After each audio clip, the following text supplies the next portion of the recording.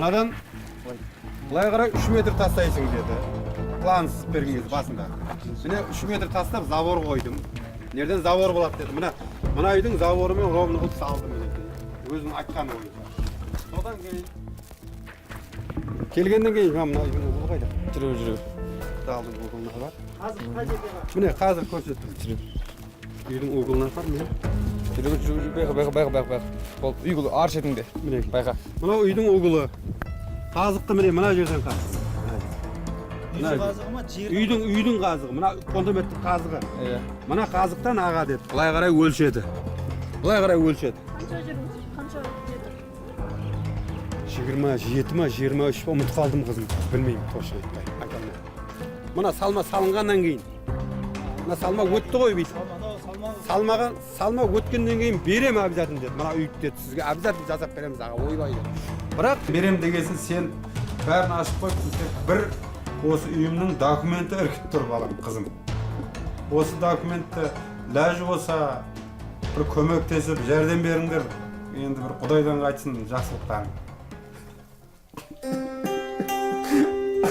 Арып келеді просто. Осылар ертең.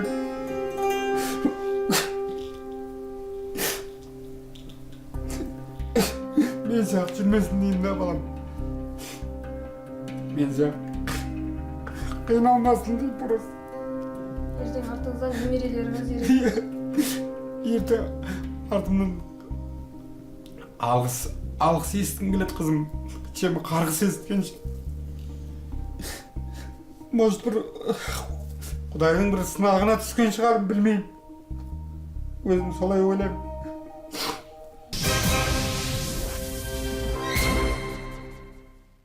Армағайын, ұлттық арнада қарекет заң. Үй салудың азабын басынан өткен адам ғана біледі. Бірақ сонша мехнатпен салған үйіңде қоныс тойын тойлаудың орнына үйің сүріледі деген хабарды есту қандай қиын еді. Осындай жағдайға душар болмау үшін не істеу керек? Бүгінгі кейіпкеріміздің қазір баласы Ұлан Жаңабай ұлы келіп отыр. Ұланмен сөйлесіп көрейік. Ұлан, қазір бұл үйде қанша адам тұрып жатсыңдар? 6 адам тұрып отыр қазір. Үйді неше жыл салдыңдар? 2010-нан бастап салдық. 2010-нан бастап. Осы қазіргі үйімізді. Ал бұрынғы үйді 96-тан бері салып келдір ғой. Үйде үлкені өзің ба? Жоқ, кенжесін. Кенжесің? Иә. Қанша ұл, қанша қыз? 3 жыл бір қызбыз. 3 жыл. Кішкентайларың қаншада? Күйеуге тиіп кеткен ол. Менен кейін қарындасын. Мен ұлдардың кенжесін. Анаңыз қандай жұмыс істейді? Анам Алтын Ордада істейтін. Ол кісі инвалид 3-ші группада. Тоже көз зрениеда.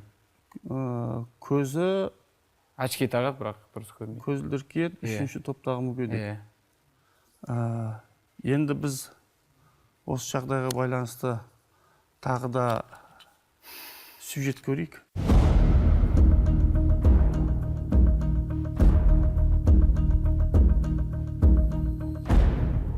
96 жылдан бері жүрмін балам. Міне, решениемде бар. 96-тан 2001 болды. Сол решениені алып кел деп тапсыр деді мына акметке. Тапсырдым. Ол решениені 4 рет жоғалтты. Қайтадан тапсыр, қайтадан 4 рет тапсыр. 2004 болды қызым, жүгіріп жүргенмен. Келді 2004 Алатау ашылды біздің мына акмет. Сосын барсам, аға деді, мына үйің деді. Мына жерде ол кезде енді өтірік айтпаймын. Үйдің артында кішкене су бар еді. Көлшік. Ағып жатқанда кәдімгі. Иә. Болса бір 3 метр, 4 метр ары кетсе. Қазір кішкентай болып қалды мына салмақ алып қойып көрген шығарсыңдар жаңа. Өкімет өтіп кетті. Аға деді 2008-7 жыл айтты. Легализацияға тапсыр. Ана үйіңнің жанынан арт жағынан салмақ алып өтеміз бүйді өкімет. Содан кейін береміз, ана су кеткеннен кейін деді. Үйіңнің қашық болған кейін. Қазір бере алмын. Жарайды күтті аға деді. 2007-те бір тапсырдым, 2008-те бір тапсырдым. 3 рет тапсырдым мына Алатау районында. Акметқа, лично, жаңа Ержанның қолына. Аға күт. 2009 болды, 2010 болды. 2009-да оказывается заң өзгеріп кетті ғой, білетін шығарсыздар. Иә. Шаңырақта. Типа 2009-ға дейін документ тапсырған адамдарға мына Алатаускай районы. Документ береміз. саманный бола ма ол сен темірден салар разница жоқ. А менікі 2009-ға емес 2004-те тұрған үйді бермей күт, аға күт, сіздікі үйің қасында су бар, берем. Міне Ержан айтты, аға берем, 3 жыл күттірді, легализация, на тебе, 9 жылы бітіп қалды легализация. Енді не істеймін? Барсам, аға ренжіме бере алмаймын. Неге? Легализация біт. Айналайын 5 жыл болды ғой документ қолыңа жатқанда, сен айына хабар алып тұр деді. 3 айдан 2 айдан бір хабар алып тұрдым, звондап тұрдым, барып тұрдым. Ол кезде бар деді құжаттар. Беремін дейді, документтер бар. 3 рет тапсырды бірақ. Аға жоғалып кеткен деді. Сөйтіп 11 жылы разрешение берді мына жерге. Маған аренда типа. Сол 2 жылдың барақ айтты. 2 жыл береміз, міне әкіметтен айтты. 2 жылға береміз, 2 жылдың ішінде мына жерге жаңа мына жер тегісте, мына жерге үй сал, мына времяны бұз деді. Мынау болмайды, мына саманный бермейміз уже бітті. 9-дан кейін өшті ол, заң жоқ деді. Жарайды дедім. Мынаны бұзсам да мынаны салдым. 2013-ке дейін 2 жыл аренда, 11-ден бастап аренда беріп келатыр. Қазір 2008 ба қызым? 2018. 2011-ден ғой енді шыққан. 11-ден бастап аренда 2 жыл, 13, 15, 16, 18, міне 20, 4-ші рет алып жатыр міне бір пашкаларымен. Содан міне анаған барсам акиметіңе бар дейді, акиметке барсам жер қатынастарына бар. Оған барсам 17 мың төле госактігі дейді, оған да төлеп жатырмын. Анаған техпаспортқа 13 мың төлепті анаған, оны да төледім. Анаған барсам, анаған бар дейді, анаған барсам, анаған кел. Акиметке келсем, мен қолымнан ештеңе келмейді, жер қатынастарға бар.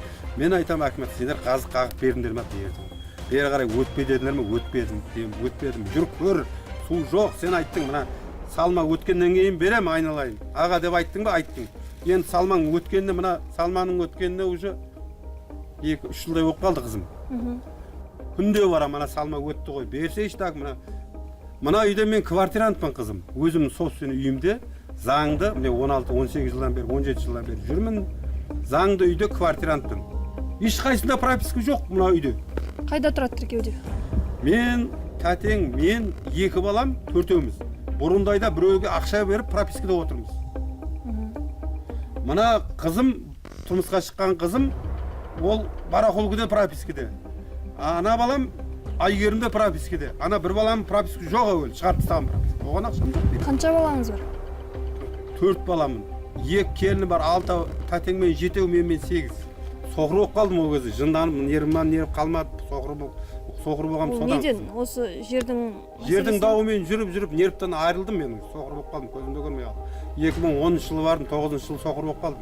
Мүлдем көрмей ма көзіңіз? Мүлдем көрмейді қызым. 2009-дан бері соқырмын мен. Инвалид 1-ші группа.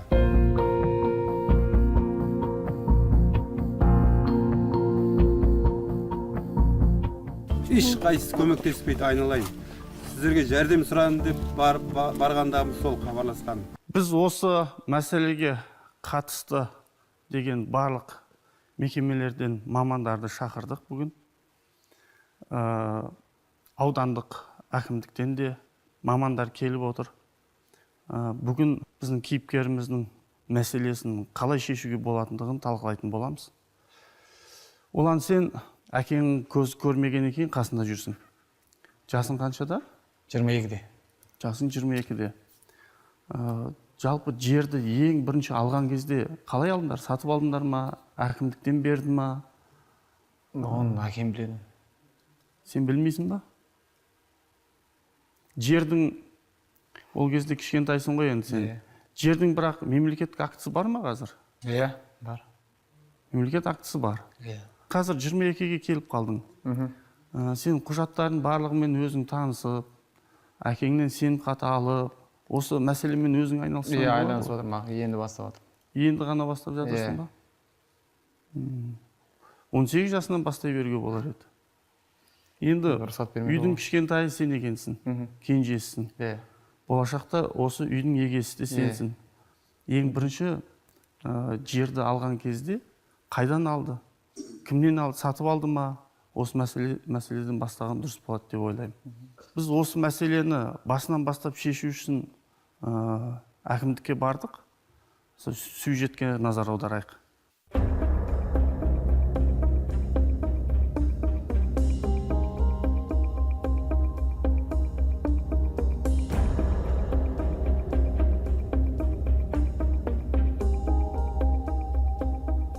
бұл кісіге өткізген ғой. Жер комиссиясының қорытындысы шыққан, оң шешімі шыққан жер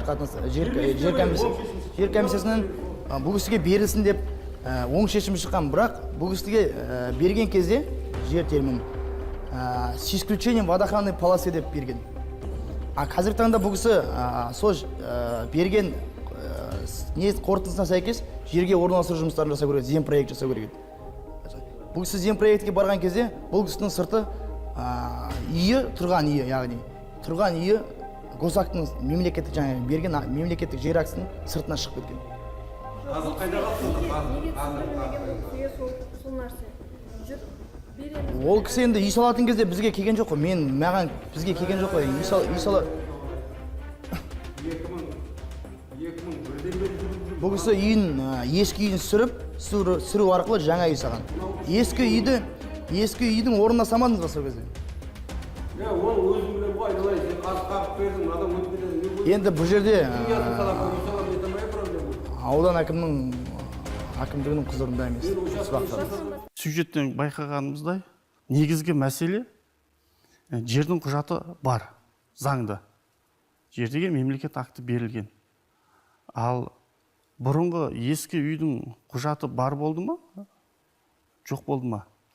Құжаттары жоқ шығар ол үйге. Себебі үй саманнан салынған деп жаңа бірінші сюжетте көрсетті ғой. Яғни бірінші үйінде құжаттар болмаған. Ал қазір мәселе неден туындап тұр? Үйге құжат жасауға ең бірінші не кедергі келіп тұр? Кішкентай үйге 2001-ден бастап ала алмадық қой сол ескі үйге. Ескі үйге де құжат жасауға. Ескі үйге де бермеді ғой. Мемлекеттік актіге жаңа әкім қол қоймайды дедіңіз. Жалпы кімнің құзырында қол қою? Жер беру, жерге қатысты шешім шығару аудан әкімінің құзырына кірмейді. Оны кімнің құзырына кіреді? Бұл кісі жаңағы мерзім өтуіне байланысты өтініш жазады. Сол өтініш арқылы жер комиссиясында қаралады. Алматы қаласы жер комиссиясында қаралады. Жақсы.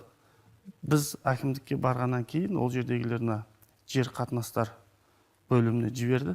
Солға барған сюжетіміз көрейік. Мынау госактың көшірмесі. Мынау Госактында бір қылып қой, 3-4 қағаз қой госакт. Иә. Бір қылып қойшы бауырым. Мынау соның справкасы. Не дегеніз?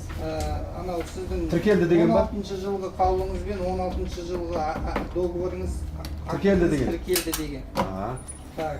Мынау жердің жаңағы төлем ақысын есептеп берген Төлемді деген 16-17 жылғы есептеп берген қағазы. 18-де төледім, бар менде қағаз. Дальше. Мынау төленді деген соның квитанциясы. Мынау жаңағы пенясы 90 теңге, просроченный пенясы. Иә, бір-екі үшін өтіп кетеді ғой 90 теңге салып. Онда төледім. Оның ішінде бір не жүр? Банктың квитанциясы жүр, оригинал. Қалып Қалғаны копия. Ал мынау жаңа земпроект жасадыңыздар ғой. Иә. Сол кезде көршілеріңіздің Дүнгенбай Аяла и Мусалимов Мақсат Тұрарыш деген кім? Көршім ғой. Сол екеуінің қол қойып берген қағазы. Қарсы емес деген. Қарсы емес. Документ ала берсін. Жоқ, документ ала берсін емес. Шекара бойынша ешқандай әңгімеміз жоқ деген несі. Құжат. Екеуі оригинал. Екеуі, дальше. Болды басқа документ. Нем қайда? Анау, безбордюр қайда? Ол не безбордюр? Безбордюр деген қағазым болу керек ішінде. Оны да алдырды ғой маған. Ол не? Заң шықты ғой 16-шы жылы ма, 15-те ма, білмеймін. Жібе безбордюр, соны алдырды маған. Соттан өттіңіз бе? Сот болды. Енді оны жаңа отдел ежелістен барып іздейді. Себебі маған түскен құжаттың ішіне барып қазір берді. Сюжеттен көргеніміздей, бүгін құжаттар жоғалды деп айтқан алдын. Барып қараған кезде құжаттар жоғалмаған тұр. Ары қарай неге бұл мәселе шешілуге не жағдай кедергі? Бұл кісілер 2007 жылы мүлікті жариялау туралы заң шыққан кезде, сол кездегі аудандық жылжымайтын мүлікті жария ету туралы комиссияға өтініш жазған. Менің жерімді заңдастырып беру туралы. Ол жерден бас тарту туралы шешім алған. Ал енді сол кезде сіз ойлаңыз, бұл кісілер тарапынан бірінші рет заң бұзушылық, мемлекеттік жер қорындағы жерді өз бетінше басып алып, онда ешқандай рұқсатсыз үй салғандығы болып тұр. Мәселе әрден бастасақ, соған кеп тіреледі. Жоқ, жердің мемлекет актісі бар. Жоқ, ол кейінгі алған кейін алды ғой олар. Жо. Содан бұл кісілер 10-шы жылы тағы бір рет бас тарту туралы шешім алады. 2008 жылы жаңағы қала әкімінің өкімімен Алатау ауданы құрылады. Алатау ауданындағы заңсыз басып алған 5000-дай үйге ресми түрде құқық беру және мүмкіндігінше ресімдеп әлеуметтік шиеленісті шешу мақсатында. Сол кездері, сол жылдары бұл кісілер 13 жылы жер учаскесіне 2 жылға жалға алу туралы рұқсат алады, госакт алады, жалға алу шартын алады, қаулысын алады. Содан ол мерзім өткеннен кейін тағы бір рет өтініш береді, тағы 2 жыл ұзартады. Бұл кісілер енді биыл тағы 16 жылы тағы өтініш жазып отыр ғой. Өтініш жазады да бұл кісілердің жаңағы жерге орналастыру жұмысын жүргізу барысында бұрынғы ескі үйді бұзып жаңа үй салған алады. Ал жаңа үй бұрын берілген госактының сыртында тұр. Мәселе осы жерге келтірілді. Содан биыл бұл кісілер жаңағы уақытша жер пайдалану құқығын ұзартудан тағы бас тартып алып тұр. Бұл мәселен қазір кейіпкеріміз шықсын. Ол кісі басынан бастап қалай іс-әрекеттер жасады, ол кісінің өзінен тыңдайық.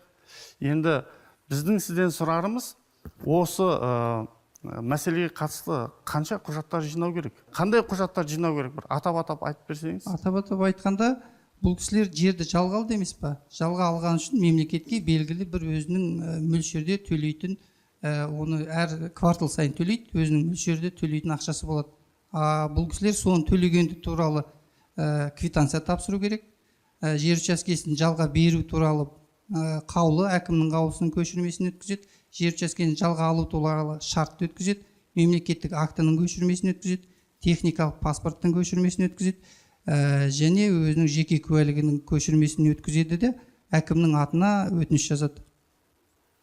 Осы құжаттарды жинап жүрген кезде, мәселен бірнеше құжаттарды біреуін алып, екіншісін алып, үшіншісін алып жүрген кезде алдыңғыларының құжаттарын мерзімі өтіп кетеді. Осы мәселе туралы ашып айтып берсеңіз. Жоқ, бұл жерде қазір мен атап өткен құжаттардың бәрі бұл кісілердің қолындағы бар құжаттар. Және бұл кісілердің қазіргі жер қатынастар басқармасына өткізетін құжаты, ол жер учаскесінің уақытша жер пайдалану құқығын ұзартуға қатысты. Ал үй құрылысын заңдастыруға қатысты, ол енді біздің тікелей құзыретімізге жатпайды. Сондықтан енді оны мен қазір сізге атап айтып бере алмаймын. Ал жаңа мерзім өтіп кетеді дегенге, жаңа жер қатынастарының ол құжаттарға мүлде біздің қатысымыз жоқ. Ол өтініш қалай түседі, белгіленген тәртіпте қаралады да жер комиссиясының қарауына шығарылады. Сол жерде жаңа түпкілікті шешім қабылданады. Осы мәселені шешу үшін тағы да қарекеттер жасап көрдік. Сюжетке назар аударсақ. Баби деген біреу бар екен, бір секретары келді, Бабидің начальник емес. Содан бір бет қағаз керек екен, мына акиметқа. Оған бардым, оны 3 күн іздеп, соқыр машинға ағып кетіп, күннің ыстығында былтыр. Өлді мазарда әрең таптым. Абай Сатпаева ма сол қиылысында екен, әуезі Абай сол жақта екен. Бір зданияның 4-ші этажы. Барсам, документтерге қаратта, сіз судың үстінде тұрсыз ғой дейді. Айналайын, су жоқ, салма өтіп кетті, ана жақта тұр. 1,5-2 метр аттап өтіп кетеді, су жоқ, су кетті. Өкімет мына су өткеннен кейін берем деген, сол үшін сізге келіп тұрмын, сізге жіберді, ана бір бет қағаз берсін, мына кісіге документ берем деп айтты десем маған. Мен бере алмаймын, мына жерде сенің архитекторың судың үстінде берілмесін деп жазып қойыпты деді. Қайтып бұған келдім, архитектор, сен неге алдайсың мені? Үлкен кісі болып алып, менен кішкентайсың деп. Аға дейді, сол әйелдің бір бет қағаз әкелмесең, жаңа Баби деген компания екен. Балқаш Алакөл бассейн деген.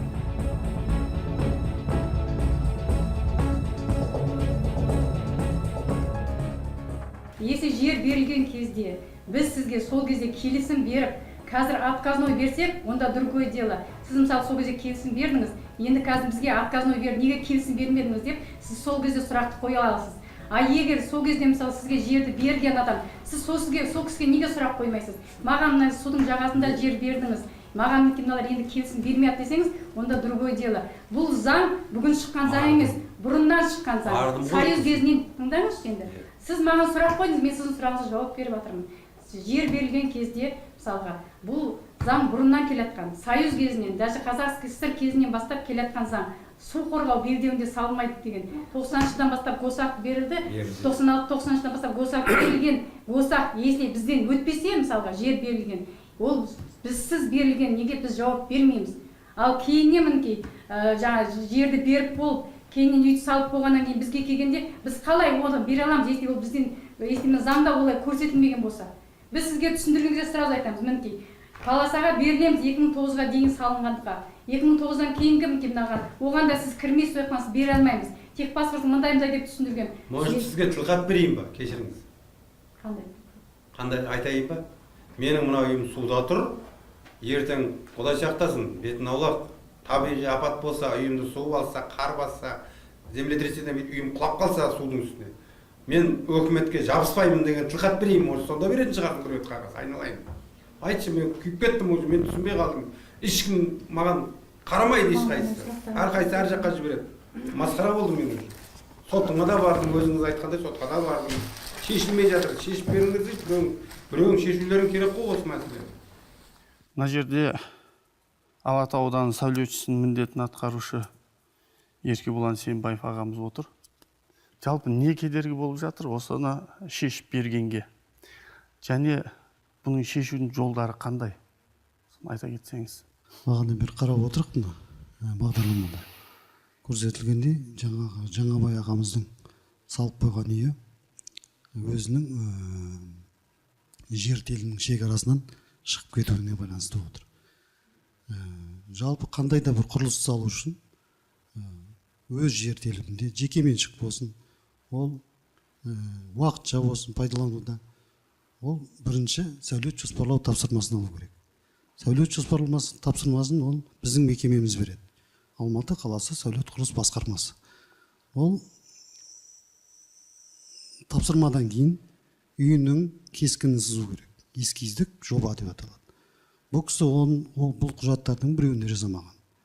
Сәулет жоспарлау тапсырмасын алмаған. Мен бүгін өзім үйіне барып көрдім, анықтадым. Өзінің шекарасының сыртына шығып кеткен болып тұр. Жақсы. Үйді салған кезде арнайы рұқсаттарды алмай өз бетінше үйді соққан. Ол жер учаскесінің сызығынан шығып кеткен. Бірақ үй салынып қойды. Осыны заңдастырып беруге болады ма? Енді ол мәселе... Бұл мәселені кім шешеді? Осы жерде енді барлығы анық. Үй өз бетінше салынды, бірақ өзінің учаскесіне салынды, бірақ жаңағы жер аумағының, өзінің жер аумағының сызығынан шығып кетті. Ал осыны болып қойған жағдайды қандай да бір жолы бар шығар, заңдастырып шешіп беруге. Жалпы ол кісі біздің басқармамызға арыз түсірген. Сәулет жоспарлау тапсырмасын алу үшін. Ол жерде біз үйдің салып қойған үйдің жаңағы ағып атқан өзеннің, Алматы үлкен өзенінің жаңағы қорғау аумағында орналасқан. Сондықтан біз хат жазып бергенбіз. Что Балқаш Алакөл мекемесімен келісу арқылы болады деп.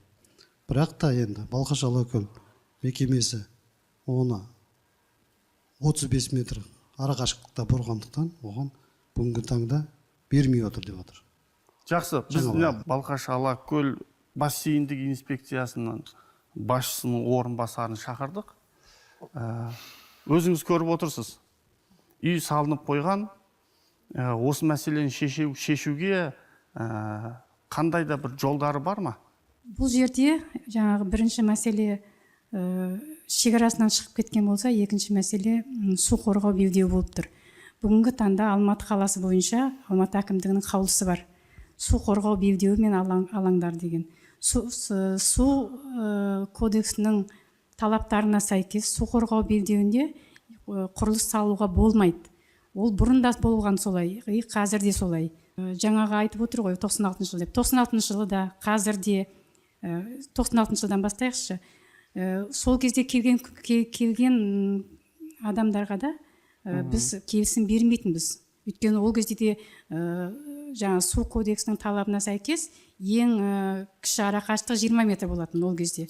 Сол кезде 20 метрге кірген жағдайда біз жаңа заңға жақсы, қазір енді қалған оның барлығы түсінікті? Түсінікті. Заң бойынша бұл жерде салуға болмайды. Енді біз қазір ортамызға біз кейіпкерімізді шақырып алып, ары қарай талқылайық. Келіңіз аға, Жаңабай Қыпшақбаев. Қазір жүре беріңіз, оңға бұрыламыз. Тағы кішкене жүріңіз. Болды, осы жерде енді кішкене не бар? Лестница ма? Иә, лестница бар, аяқты көтеріп. Иә, бері қарап, сосын аға отыра беріңіз. Иә. Аға, сіз мына болып жатқан әңгімелерді естіп отырдыңыз ба? Иә, естіп отырдым. Біраз нәрсе түсінікті, бірақ сіз өз аузыңыздан естісек. Жерді қай жылы, қайдан алдыңыз, құжаттары бар ма еді, үйді қашан салдыңыз, үйді салған кезде неге арнайы мемлекет мекемелерден рұқсат алмадыңыз, осы туралы айта кетсеңіз.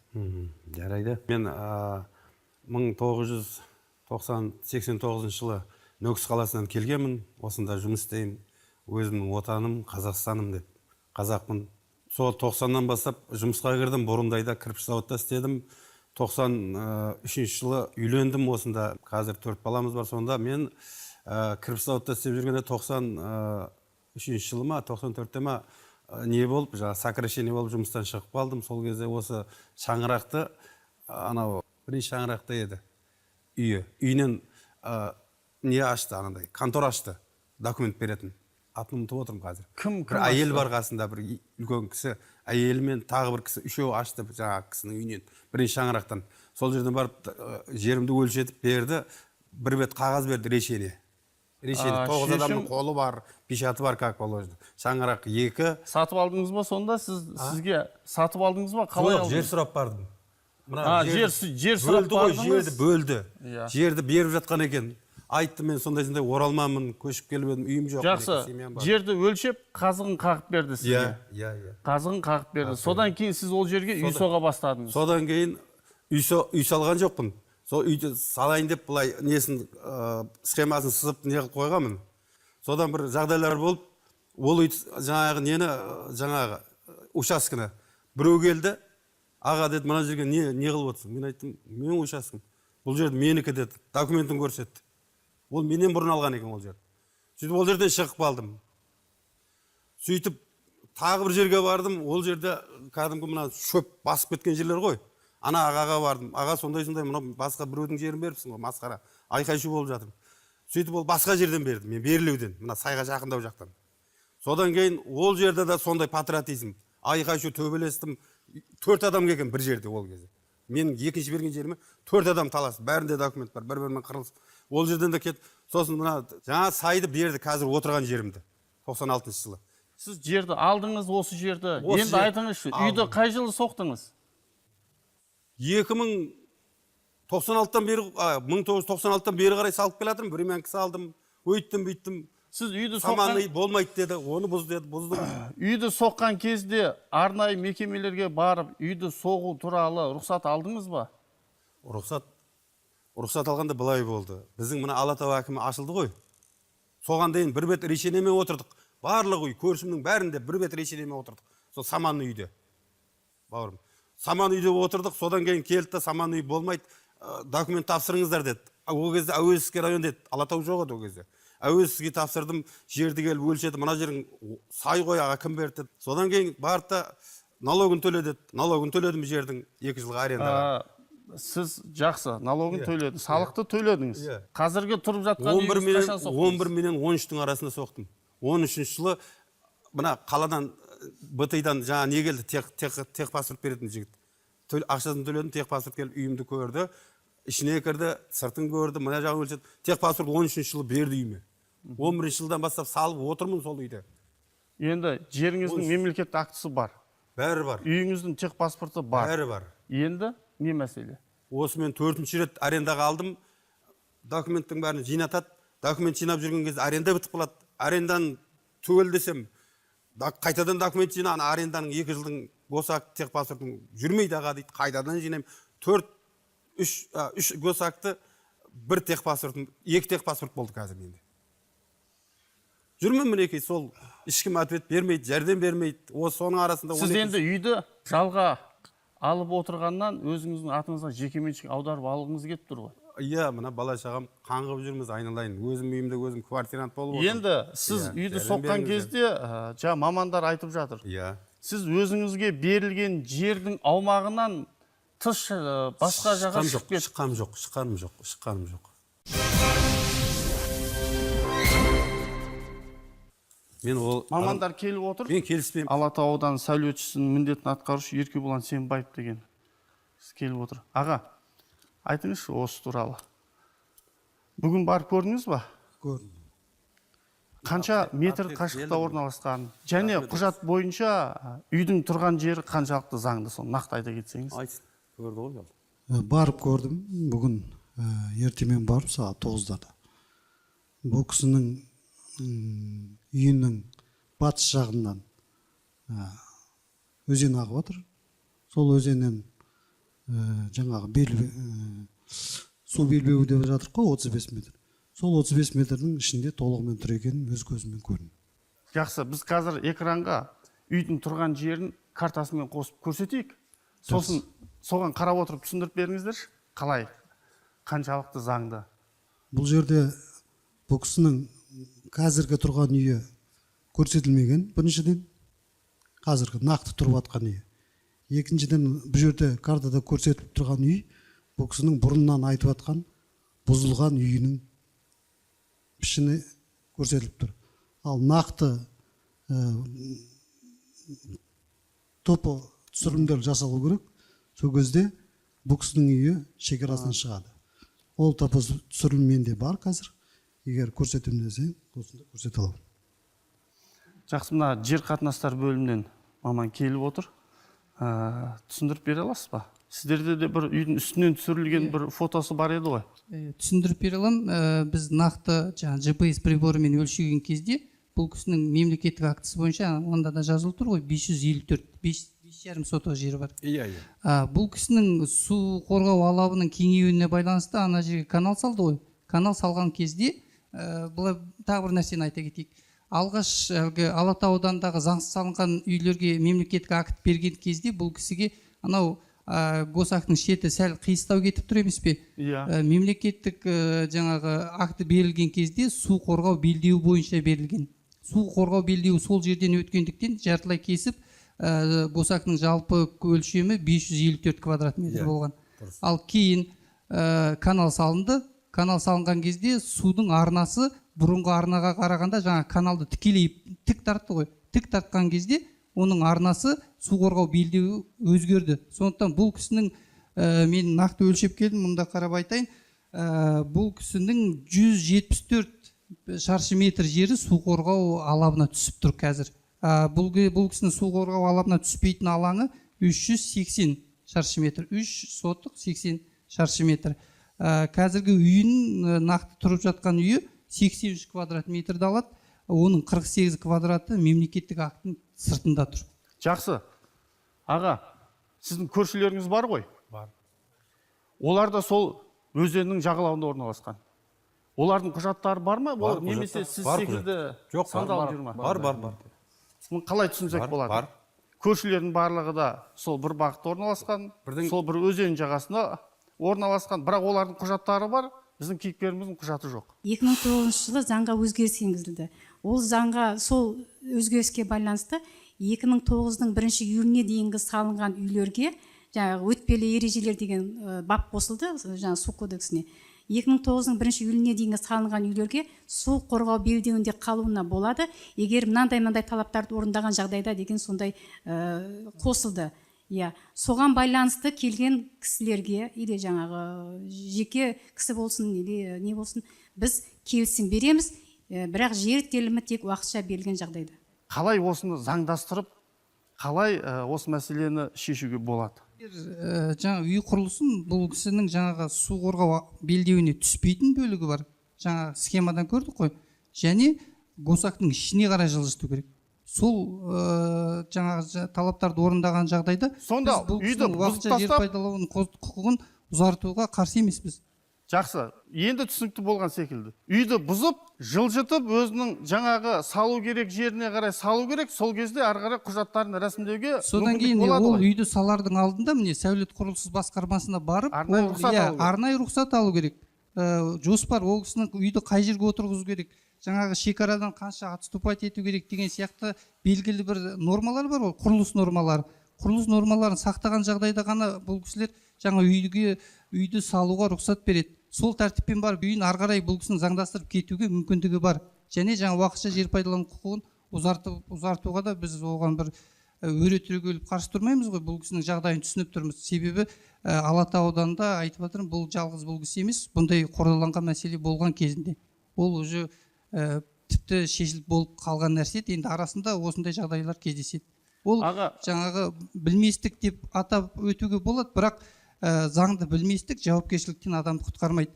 Себебі неге бұл кісі заңды бірнеше мәрте өрескел бұзып әрекет етеді, ал неге мен бұзбаймын деген сияқты сұрақ туындау керек қой әрқайсымызда. Жақсы, рахмет. Аға, енді сізге түсінікті болды ғой деймін. Жоқ. Мынандай түсінген. Үйді бұзасыз. Содан кейін болашақта салатын үйіңіздің жоспарын сызасыз. Сол жоспарыңызды арнайына сәулет құрылыс бөліміне апарып мақұлдатасыз. Салуға болады деп бекітіп береді. Сосын техникалық, авторлық бақылаулардан өтесіз де, сол қағазда сызылған бойынша үйді соғып аласыз. Содан кейін ол үйге сізге құжаттарыңыздың барлығын рәсімдеп береді. Осылай ғой. Сұрасам ала ма? Мына біздің акиматтан келді. 9 рет санап жүрдім. 9 рет адамдар келді үйіме. 9 адам өлшеп кетті, 9 рет. Қасында жүрдім, ана балам жүрді. Бәріміз жүрміз, бала шағамыз шұбап. Қазықты қақты, мынадан былай қарай өтпе, мынадан былай қарай судыкі аға. Заңсыз ертең документін көрмей қаның түседі деді. Ол кезде уже ана салма өтіп тұрып еді уже. Салма өтті, енді документ бер деп барып, ал сол кезде келген менің нем бойынша. Оған ақша төледім. 11 мың ба бірден кетенге, ұмытып қалдым келгендеріне. Қазығымды қақты, былай қарай забор 3 метр, міне, көршіңнің заборымен ровно қылып салаға деді. Жарайды. Міне 3 метр, есіңде болсын деді. 3 метрден артық тастама деді. Асфальтқа шығып кетесің көшеге деді. Жарайды. 3 метрден былай уғылға қазықты қақты, міне. Қазықтан былай өтпе аға. Мына қазықтан былай қарай сала бер. Иттің ұясын салсаң да сал, тауық қора салсаң, пожалуйста. Мынадан былай қарай сіздікі разрешен. Содан ана қағазын қарадым. Строительство разрешено, строительство под ИЖС деген орысшалап жазып қойып. Бірдеңге жилищный строительство рұқсат деген сөз. Акимге талай бардым, мынау не, дұрыс па, сала берейін ба? Сала бер аға. Анаған барам. Ой, сала бер, немене қорқып тұрсың? Сала бер, ойбай, сала бер. Қазықтан былай қарай салдым үлкен үйімді. Енді сіздер үлкен үйің жартысы шық. Қалай ол, мен соған түсінбейтім. Енді осы сұраққа біз жауап іздейік. Сіз жаңа үйдің үстінен түсірілген фотосы бар ғой сізде? Менде. Сізде? Соны алып келіңізші, көрсетіңізші. Көрейік. Мен қазықтан шыққан жоқпын. Келіңіз, көрсетіп, түсіндіріп айтыңыз. Баласына көрсетейін. Мынау жаңағы дронмен түсірілген сурет. Ұлан, сен қазір енді осы құжатпен айналысатын өзің боласың ғой. Сен сондықтан бұл жағдайға жақсылап дикат етіп ұғынып алу керексің. Әкеңді өзі жаңа көз көрмейтін адамды сүйрелеп әр мекемеге жүрудің мысалы жөні жоқ. Сондықтан қараш, міне сен мына жерді 4 рет ұзартқан әкең. Жаңабай ағамыз 4 рет госакт, 4-шісіне міне қазір келіп тоқтап тіреліп тұр ғой. 4 рет алып тұрып, адамның жаңағы госактың шекарасын білмеймін дегенне, мысалға менің өз басым адам ретінде сенбеймін. Енді осында отырған қонақтар қалай ойлайтынын білмеймін. Қараңыздар, мына жерде мынаны экраннан үлкенірек көрсетуге бола ма? Жақсы, мынаны мен қалай көрсетсем болады? Мына қызық сызық, мынау маркермен сызылған қызыл сызық мемлекеттік актінің шекарасы. Әу бастан берілген. Бұл кісі соны 13-ші жылдан бері заңды түрде пайдаланып келеді. Бұл кісінің мына ортада бұрын жаңағы өзі айтып отыр, сүріп тастадым, заңдастыра алмағандықтан деген саманнан салынған кішкене үйі болған шағын үй. Ержан айтты оны. Ал енді бұл кісі жарайды оны сүрді делік.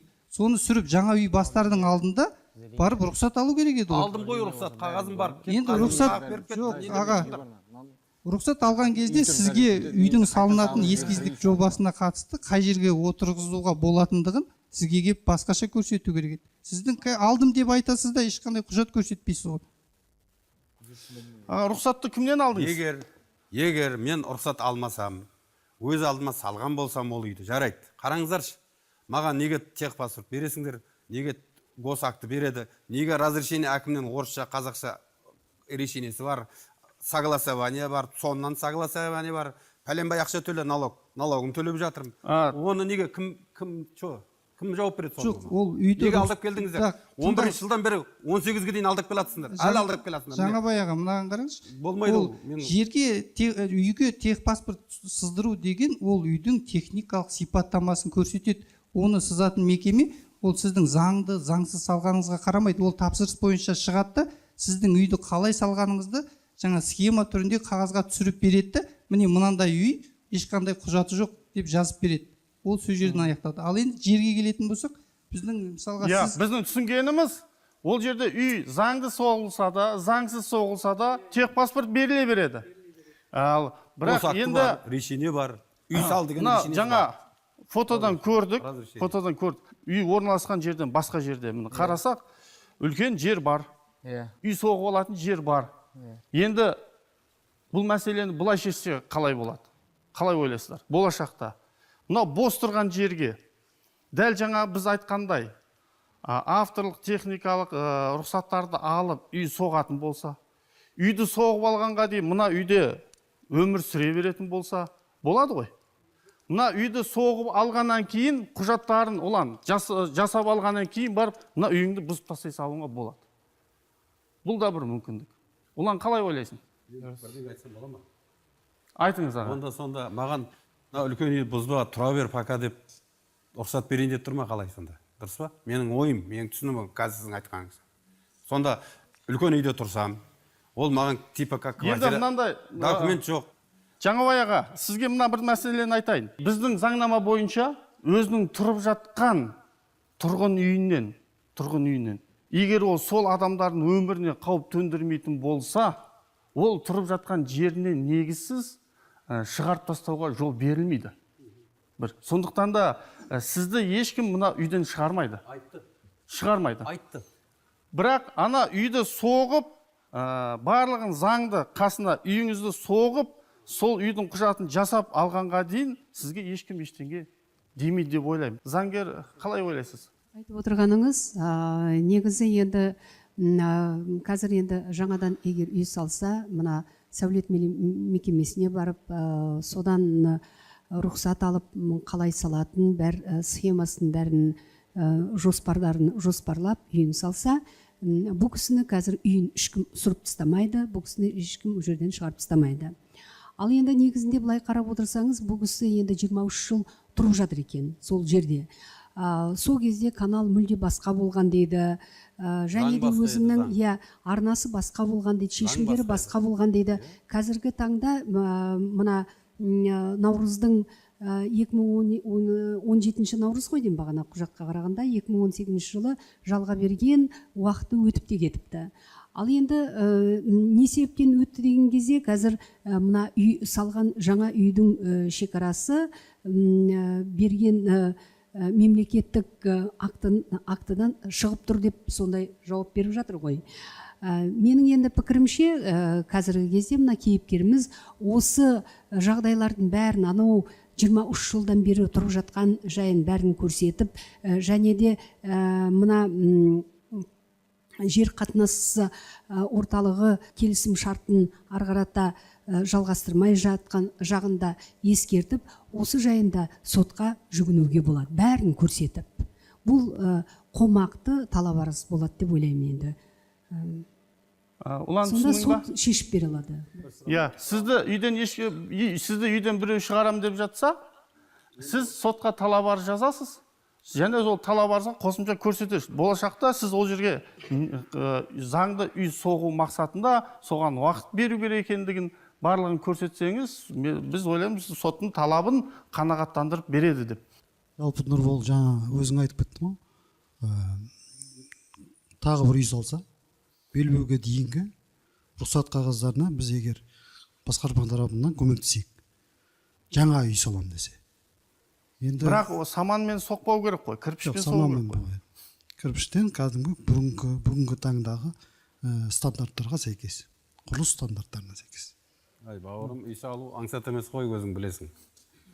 Аға, енді бүгін ертең бастамасаңыз да, олан жас, ертең үйленеді. Ол да бір өзі үй соққысы келеді. Оланға құлақ қағыс қылып айтып жатыр. болашақта солай жасаңыз болады. Міне, сіздің жалға алу мерзіміңізді егер осы талапқа көнетін болса, ұзартып бересіздер ғой? Егер үй жаңағы қазіргі мысалға бұл жерде екі заң бұзушылыққа кедергі тіреліп тұрмыз ғой, біз ұзартуға бізге кедергі болып тұрған екі зат бар. Сол екі заттың біреуі жаңа госактың шығып кеткен үйді госактың ішіне қарай салу керек. Содан кейін рұқсат алып барып салу керек. Кәдімгі қазір еще үйді заңдастырудың талаптары өзгерді. Технадзор дейді, тапсырыс беруші және подрядчик дейді. Сол үш адам қол қойған жағдайда салынған үйді пайдалануға қабылдайды, оған пайдалануға қабылданды деген акт береді. Ал бұл кісі сондай акт үйін сол тәртіппен салса, бұл кісінің жаңағы уақытша жер пайдалану құқығын ұзартуға, ал кейіннен барып жекеменшік құқығын алуға ешқандай кедергі жоқ деп ойлаймын. Талай рет бардым, жүріңдер, өлшеп беріңдер, ертең бермейсіңдер. Жоқ, келді, метрді бердім, өлшеті, былай 3 метр, былай 18 метр. Қазір сенбесеңіздер, қазір жүріңіздерші, айналайындар. Жерді кім? Ровно 18 метрде тұрмын қазір мен. Бір қарсы 18 метрден былай суға қарай өткен жоқпын. Не деп тұрсыңдар, айналайындар. Көмектесіңдерсейші. 23 жыл болды ғой, 22 жыл болды жүгіріп жүргенім, айналайындар. Бала шағам бәрі қаңғып жүрміз. Мынаған 20 мың прописка, 20 мың теңге, анаған 15 мың сұрайды. Екі келін алдым, қызым тұрмысқа бердім, менің де жағдайым бытшыт болып жатыр. Сіздер айтасыңдар, қазір үй сал. Мен ол үйді 10 жылда салам ба, мына балам жұмыста жоқ бұл бала. Бұны армияда алған жоқ, бойын келте деп, ал. Жұмыста да жоқ бұл балам, қаяқтан салады бұл. Менің алатын пенсиям 54.300 теңге, мына өкіметтің жәрдемақысы болды, пенсия емес әлі. Әйелім де мүгедек, 3-ші топтағы мүгедек, ол да көзден слабый, уже ол да соқыр болады скоро, өлі құдай. Мен врачтар айтып жүр маған, ана әйеліңді апар, көзін операция болсын деп. Біздің кейіпкеріміздің жерін өлшеп бересіздер ма? Жерін өлшеп берейік, акты бойынша 4 бұрышының қазығын қағып беруге. Қашан өлшеп бересіздер? Кез келді мезгілде. Ұлан, ағаңның телефон номерін ал, хабарлас, айтып отыр, уәде берді, кез келген уақытта. Міне аға, мен естеймін, ешкімді көріп тұрсын ғой, ешкім нақты жауап бермейді. Даже өзінің өлшеп берген мына кім архитектор білу керек еді ғой сол кісіді, дым болмаса. Бағана таңертең келді, сұрасам бұл кісі де білмейді, білмеймін аға мен. Өлшеп береді аға, өлшеп береді. Осы жақын күндерде міне Ұлан хабарласады. Ертең өлшеп бергенде, сол өлшеп бергенде үй салсам деген жағдай, ладно, көрермін енді. Құдай өлтірмесе, өліп қалсам өліп қалғам осы жүгіріспен. Бір күн машин қағып кетеме де қорқам. Мына балам сүйрейді де жүреді. Анаған жібер. Егер соған қазыққа қағып берген жеріне үй салсам, это мои проблемы. 2 этаж қылып салам ба, 10 этаж қылып салам, дұрыс па? Бірақ, қандай, өзіңіз білесіз, неш қабат соқсаңыз да, бірақ сіз ол үйдің жоспарын, үйді соқпай тұрып, сіз бекіттіріп алуыңыз керек. Аға, жаңа алдым, ұрсат, бәрі бар менде. Бәрі бар. Егер сіз жаңа айтып отырсыз ғой, жаңа үй салсам деп, біздің тарапымыздан біз эскиздік жобаларын жасап берейік. Біздің мекеме тарапынан. Азаматтар сөз беріп отыр, орындайды. Ұланға сенімхат беріңіз. Ұлан өзі жүгіреді, барлығын түсініп отыр. Ағаларының қазір телефон алмасады, ағалары таныды. Барлық мәселені Ұлан өзі шешеді. Егер жарайды, үй салып, қайтадан үй салып сосын береміз де ғой документ. Жарайды, оған да көнейін. Көрем ертең егер үйімді салған кезде тағы бермесеңдер. Пропискаға отырғызып беруге азаматтық танытып көмектесе аласыздар ма? 8 адамбыз, 7 адамбыз. 7 адамды пропискаға отырғызып беріп, болды, келмеймін алдыңа, болды. Алатаудан әкімшілігінен көмек сұрап отыр ағамыз. Көмектесіңдерші, айналайын, хотя пропискаға бала шағам қаңғып жүр. 15 мың, 20 мыңның қайсысына қаяқтан тауып беремін мен. Өзім пенсиядағы адам. Көмектесуге бола ма? Брavo сіз. Сол үйіме бәрібір документ бересіңдер ғой, ертең үй салсам. Сол малы ба, бірде тұрады деді, басып бер, печатын болды, балдарым жұмыс істесін, мына келінім. Жасаға, сізге барлық мамандар уәде берді, үйіңізден шығармаймыз деді, жолдарын бәрін түсіндіріп айтты. Қазақта жар басына үй тікпе, жар құласа үй кетер деген сөз бар. Жер аларда, үй саларда ең бастысы құжаттардың дұрыстығына назар аудару керек. Себебі заңсыз құжат 40 жыл азап. Қателеспеу үшін қарекет етейік.